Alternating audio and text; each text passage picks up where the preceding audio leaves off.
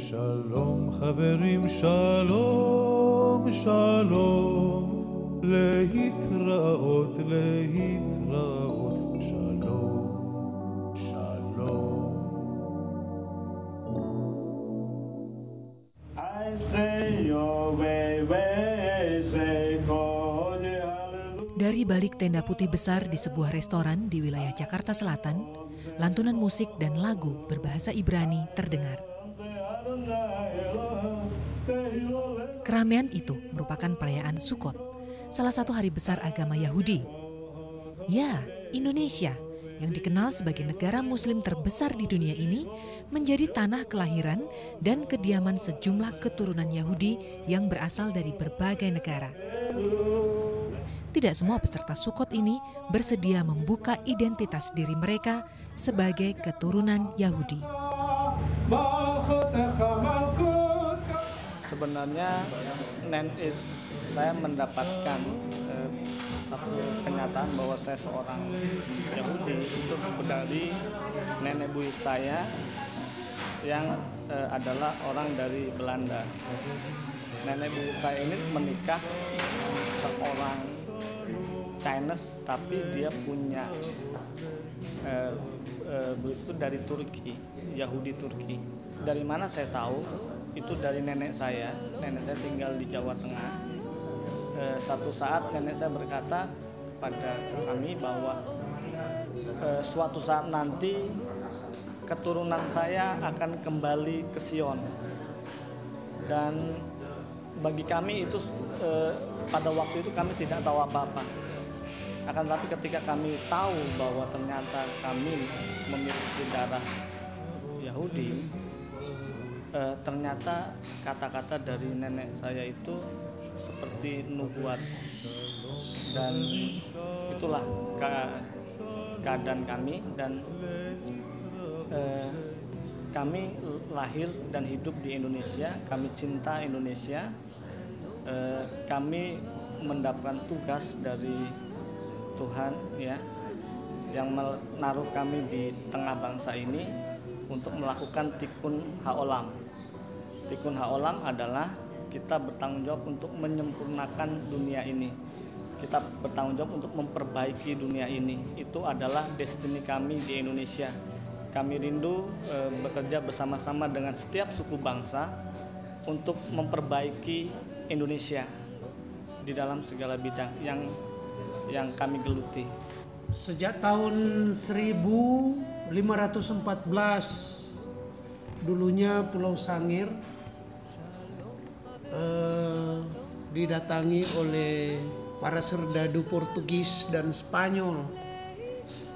Kemudian mereka setelah menduduki perkampungan pulau, khususnya Pulau Karakelang, ada satu tempat yang namanya Kampung Russo. Russo itu diambil dari salah satu marga Yahudi, Russo. Iya. Dan moyang kami bernama Lopez. Iya, karena pengaruh bahasa setempat. Iya. Iya, Lope dan Lumiri. Iya. Kemudian mereka beranak pinak sampai kepada nenek saya Masone. Ya, Mason. Kalau saya sendiri, kami baru 15 generasi dan kami punya silsilah. Nenek moyang saya pertama pun namanya Ibrani, Woinerah. Kakek saya sendiri baru Kristen 3 generasi, itu pun karena Belanda masuk dan mengharuskan. Nama yang di Maluku dibilang nama kafirnya Sikri, dan ternyata Sikri nama orang Ibrani. Baik. Saya terlahir sendiri pun dengan nama Ibrani tanpa saya sadari. Saya punya moyang juga nama Yudisial ada. Ya. Dan tadi saya pikir nama ini kan nggak keren, jadi saya nggak pakai. Ternyata sekarang saya bangga dengan nama itu. Opa saya datang ke Indonesia tahun 1930 sebelum bom terjadi di Rotterdam. Kemudian opanya opa menikahi seorang wanita Yahudi, ya, bernama Cornelia Agatha Meyers, yang sangat kuat untuk menguatkan fondasi dasar sebagai anak Yahudi buat opa saya. Menurut saya pada saat itu nggak penting karena saya dibesarkan dari keluarga Muslim. Ayah saya turunan ke-6 dari Kerajaan Brawijaya V. Jadi hakikatnya kami adalah orang-orang yang sangat kental dengan nilai-nilai Jawa atau kebatinan. Tapi ayah saya adalah seorang Muslim yang sangat baik dan saya sangat bangga mempunyai ayah seperti itu. Perayaan Sukkot tahun 2012 silam dilakukan oleh komunitas Yahudi di Indonesia yang tergabung dalam United Indonesian Jewish Community (UIJC). UIJC mendata sekitar 2.000 keturunan Yahudi di Indonesia.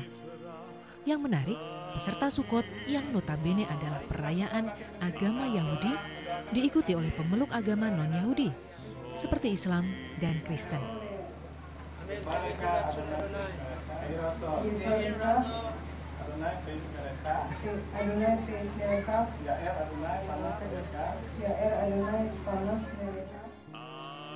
Keturunan Ibrani di Indonesia justru sedikit yang beragama Yahudi.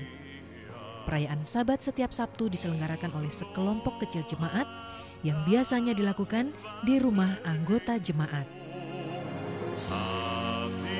Kehadiran orang Yahudi di Indonesia boleh jadi sama tuanya dengan sejarah bangsa ini.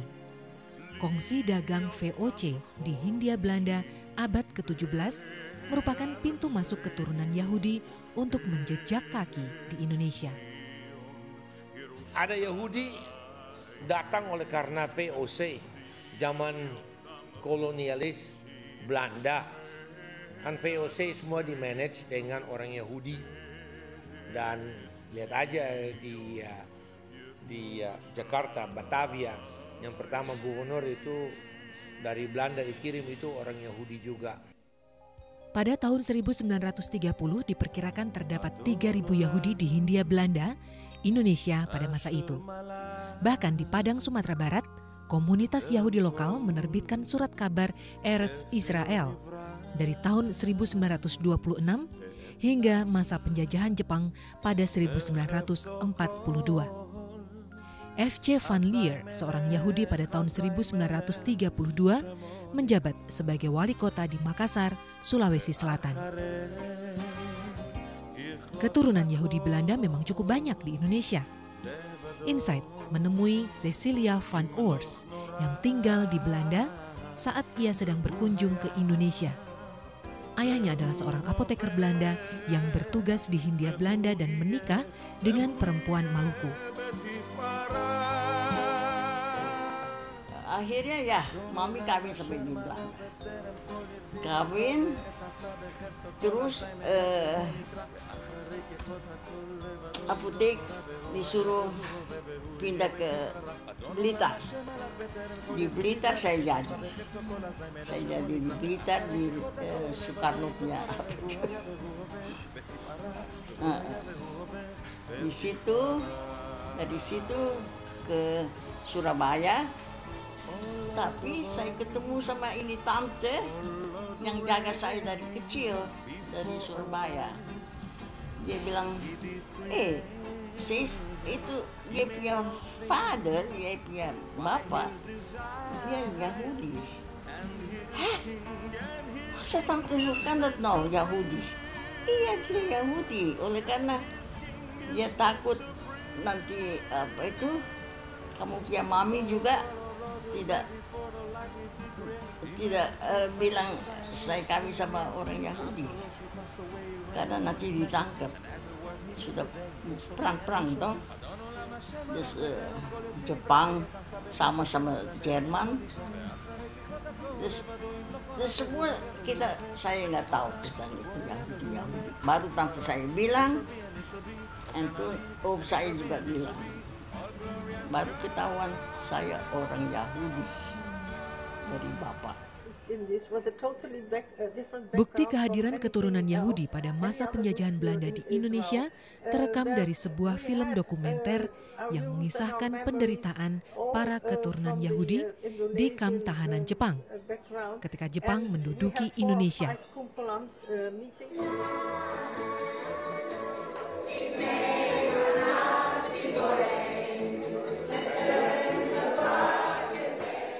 Para mantan tahanan Jepang ini telah kembali ke Israel dan membentuk komunitas, Yayasan Tempo Dulu di Haifa, Israel. My name is Isa Aziz Nassim. Where were you born? In Surabaya, 2 June 28. My father and mother and my grandfather and grandmother came from Iraq. They went after the first war, 1914. They ran away to India. They opened work there. The work hasn't gone good, so they ran away to Indonesia. So I'm born there, the third generation.